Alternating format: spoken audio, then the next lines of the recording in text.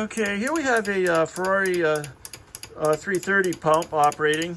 We have it actually running on real gasoline, although our tank is just about empty, so we got a couple bubbles, but be that as it may, this pump came to us for immediate return.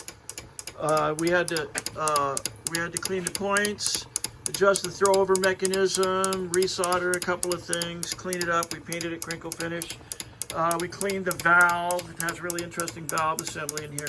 The reason it was leaking is the diaphragm was bad. As you can see, the original diaphragm was pretty cracked and passed through. Replaced the gaskets on it. So it's operating now. Matt, you want to squeeze the line? When you squeeze the return line, it's just the spring action of the squeeze. Of the pressure. Go ahead and give it a squeeze. And you can see that when it's on the spring, okay, let it go. And you can hear it. Yeah, getting up there 5.5 pounds of pressure. I know Weber carburetors don't normally like more than about 2.5 pounds of pressure, but other regulations in the system should taper that. Go ahead and let it go.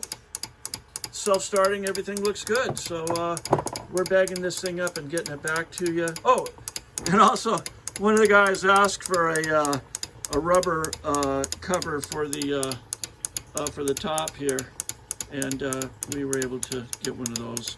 So when it goes back together, it'll all look good. All right, well, thank you for your attention.